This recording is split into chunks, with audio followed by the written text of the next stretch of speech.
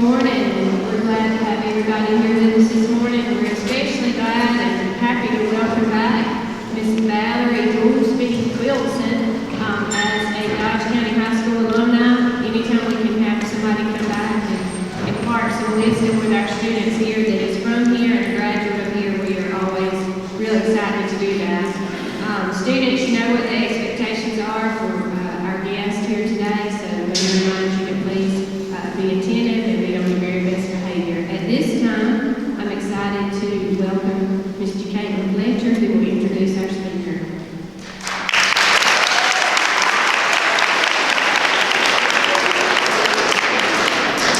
Good morning, everyone.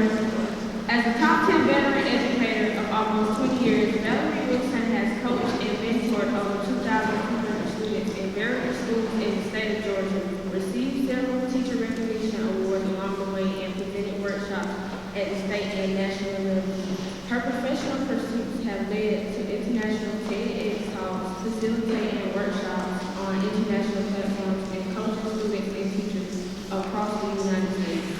Valerie's educational and spiritual mission is to prepare students for life, and she does that through speaking, teaching, coaching, mentoring, and tutoring. Her company, Anointed Armor, focuses on equipping young people with social and emotional strategies they need to overcome life stress and thrive in nature. Please welcome Ms. Valerie Wilson.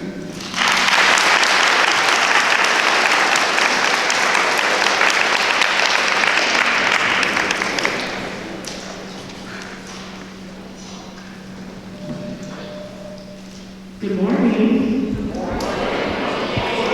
Oh, that was so much better than the good morning I had earlier today. There were just a few kids in here, and I was just testing the mic out. Can we get a wave as well? How y'all doing? Oh, I appreciate that. Thank you so much. I am so excited to be here. My name is Valerie Wilson. First, I just want to thank Ms. Tim Lewis for allowing me to come speak to you guys today. This is my alma mater. I did graduate from here in, catch this, 2001. Oh yeah, I had to let that sit for a minute. 2001, I know I don't look cute, I do feel like I'm cute. Do I look cute today? Yeah! Okay, thank you. I appreciate that. Just to get this out of the way, I also want to thank Dr. Susan Long, Superintendent. Y'all, she was my 9th grade English teacher when I was here. Yeah, that's been a while.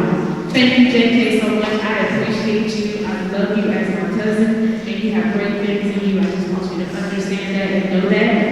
I want to thank my parents. My parents are sitting here in front of me. I'll stand, please, and give my parents a round of applause.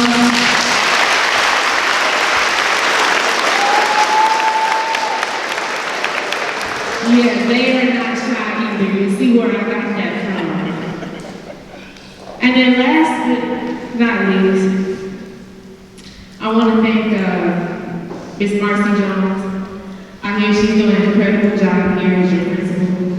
And so I really hope that y'all respect that and appreciate that and all the things that she's doing for you. Now that is out of the way, let's get down to some business. And the business is, the title of my message for you today is Planting. From sowing to growing. Now, I don't know if you know anything about a seed. You know, the things you put in the ground and then there's supposed to be some kind of plant greenery that comes out of that. Everybody say seed. Yes, a seed. See, a seed is something that is very, very small. Like, depending on where you are, depending on where you're sitting, if I had a seed in my hand right now, you probably wouldn't be able to see it because it's really, really small. But the thing about that size of that seed is that eventually it is going to grow into something that is no resemblance to what it used to be before. That seed grows into a beautiful tree, a flowering plant. But before that happens, some other things have to happen. Say seed. Say seed. See, a seed has everything inside of it that it needs to be successful. The problem it has to have the right environment. It has to be surrounded by the right things. It has to have water. It has to have nutrients. It has to be nourished and cared for. So we can grow. Say seed. I need y'all to get this. In order for it to get those nutrients, you have to take that seed. You have to do something to it. You got to put it in the ground. See, that seed has to be buried in order for it to be in the right conditions. Let me tell y'all a story. Since I did grow up here, I did go to school here. I remember when I was in like kindergarten, and I had to ride the bus. My family, we lived out in the country. And so I had to take the bus to school, but my parents worked out of town, so they couldn't drive me here. So I went to my cousin's house, right? And my cousin was in high school, and I would remember watching her, like she put her makeup on, and then she'd be putting on like her lipstick, and she'd be doing her hair, all in the mirror, and I'm 5 years old, and I'm standing there at her door, admiring. And I'm like, man, she is so pretty. I want to be like her. And then she looks at me while I'm standing at the door, right? And she says, what are you doing here? I don't even like you. She goes about her business, and she pushes past me at the door, and she drives her way to school. And I'm left there stuck, like, but I wanted to be like you. It was a planting moment for me. There was another time I remember I was a little bit older, and so for the summer, I would go to like this summer camp, is what I call it, right? And I had this best friend. The problem was, I didn't know it at the time, but I was a little black girl. She was a little white girl. And I was the only black girl amongst a whole lot of white kids. But that was my best friend. We did everything together. We went out to the playground together. We swung on the swings together. We would drive like a little truck that they had in the playground together. Until one day her big sister came. And her big sister looked at her with that same face my cousin gave me. And she said, what are you doing? And the girl was like, yeah, my friend, we're going to place, Valerie, right? And she said, no, you're not. And she looked at me with disgust, the same face that my cousin gave me when I was standing in her door in her room. And she said, we don't play with black kids. And she took my friend away from me, and I was left there standing. Like, what did I do? In that moment, I was planted. And I don't know if you had any situations that were like mine, or you had situations where you felt like you were alone. You felt like you didn't have anybody to talk to. You felt like people around you didn't care about you, and you were just left to fend for yourself and be by yourself. And I want to let you know that in that moment, you were being planted.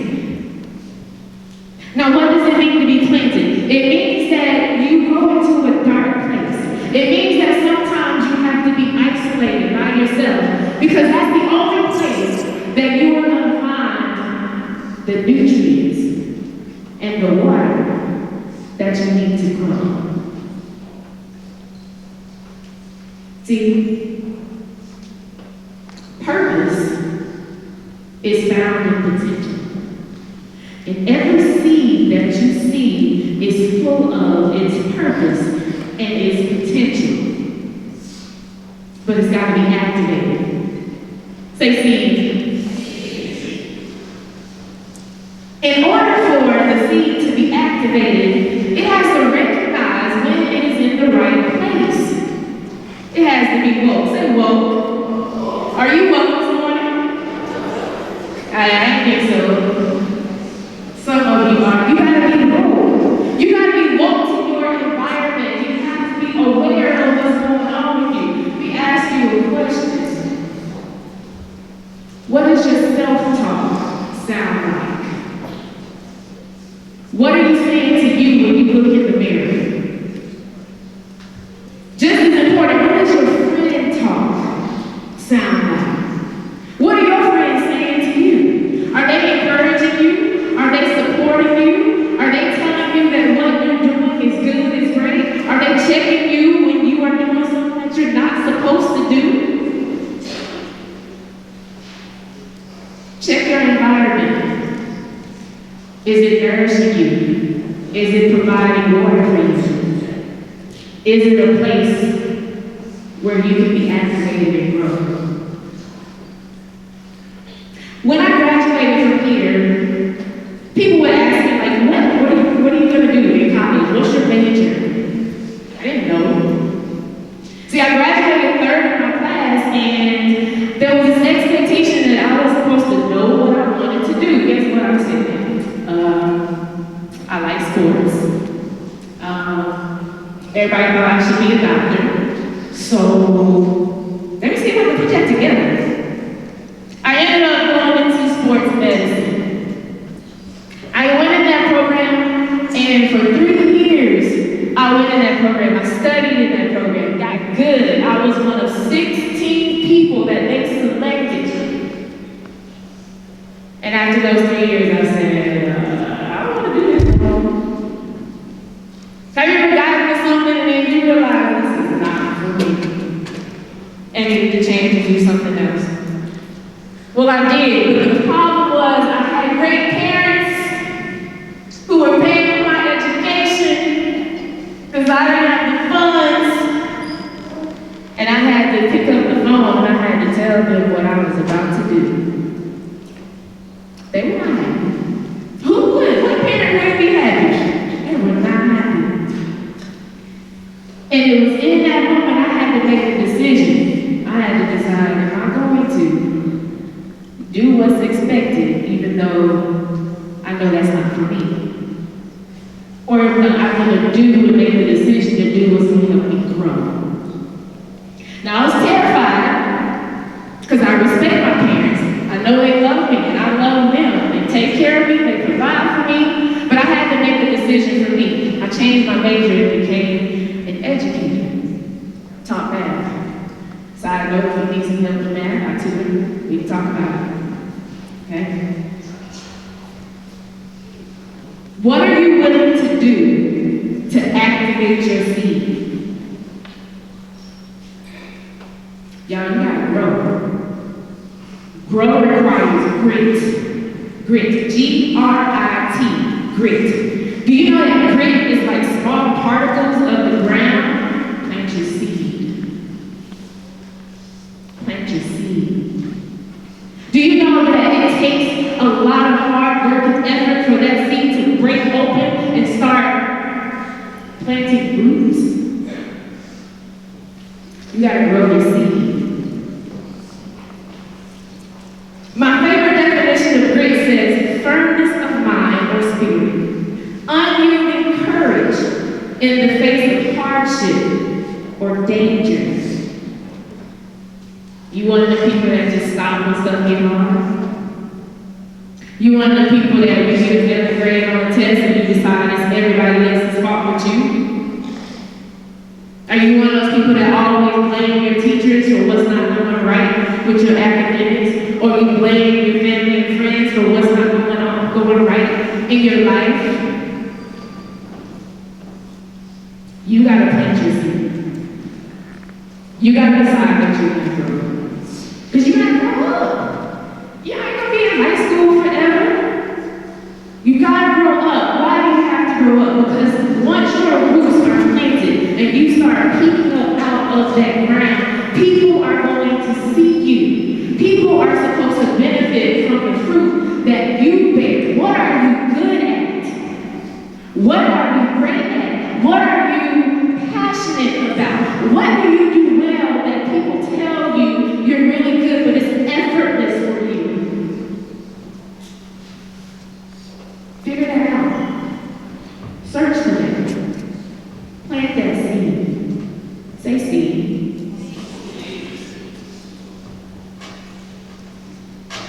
Everybody in here has a destiny. Every single one of you has a purpose. You weren't put on this earth without it. But destiny, finding your destiny is an inside-out job. You are the seed, but you are also the soil. You gotta take what's in you and you gotta plant it on the inside of you. You gotta figure out what mindset do I need, what skill set do I need in order to help myself grow. Check your friend talk. Check yourself talk. Do you understand the assignment? Do you understand the assignment I'm giving you today? I hope so. Let me break it down for you real simple. Be the person it takes to plant the seed inside of you. Do the work so you can have all the things you want. Follow that formula and you will see yourself grow. Be the person, plant the seed, do the work to have the things, and watch yourself grow. Now, one of the last things I will tell you is that I had to figure out something about me. In order for me to plant my seed and figure out what I needed to grow, I had to think about where I came from. And this being one of the places where I came from, I thought about those experiences, my cousin, the summer camp that I went to, but I also had to think, I can't just think about the bad. I gotta think about the good. So some of those good things I thought about was, even when I was younger, I remember playing with my cousins, and I actually would have them, I would be the school teacher, and they would be my students. And I had this chalkboard that I could write on, and I'd gather them all together in my room, and I'd be teaching them A, B.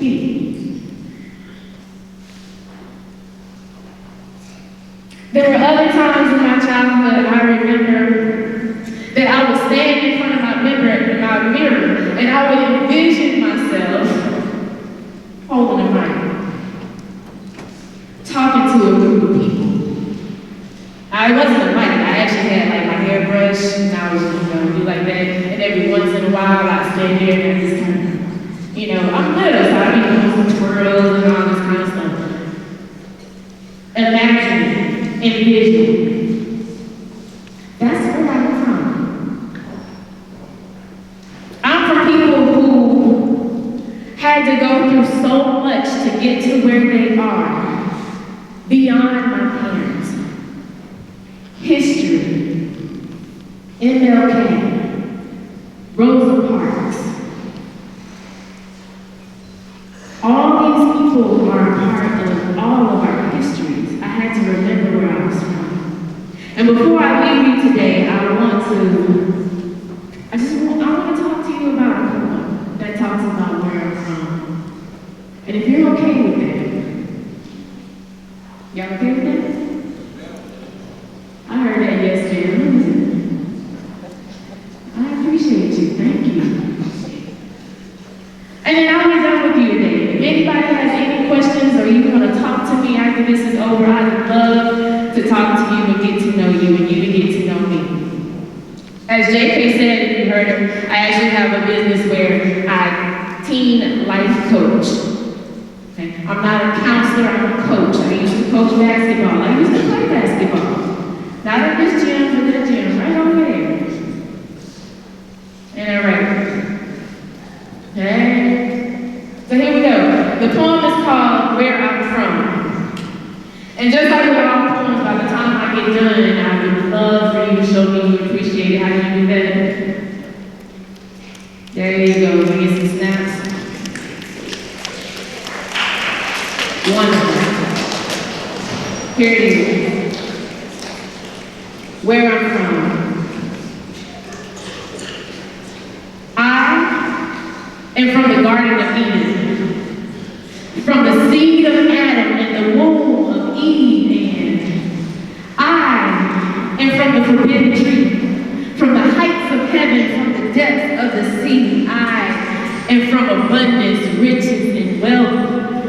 from where there's no lack, no deceit, no stealth. I am from true love and essence and in truth, where my spirit is free, my body's at ease, I'm in no more pain, and I live struggle-free. To the palace on the hill, from the pasture full of sheep, I am from African kings and queens. I am from mercy, and I am from grace. Sold as a slave, often beaten in the face. Highest value is property, 3/5 value as a man on my back since the prosperity of this American land. And I really overcome from the south side to the north, from hearing you got fame after running from poverty and being poor. I am from whites only, water fountains and stores, from being the entertainment and still being forced to use back doors.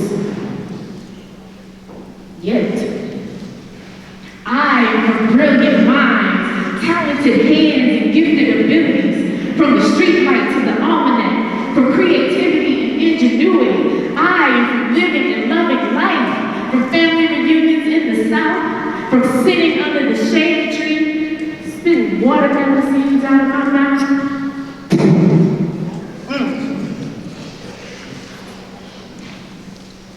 I am from joy and I am from laughter, Easter suits and Easter dresses, to remember his hung tresses on the cross for all my messes, so many blessings daily.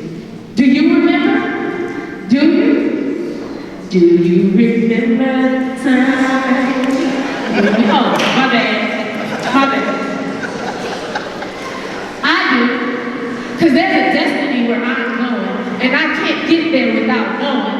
I am from the resurrection because of his son's life he gave. Remember what Mark said up on the hill that day? Well, I am that dream. So I accept and I believe. I submit and I follow thee as you lead me back to where I am from. I am from abundance, and I am from love. I am from the sea and the heavens above. I am from spirit, and I am from truth. I am from one source, and so are you.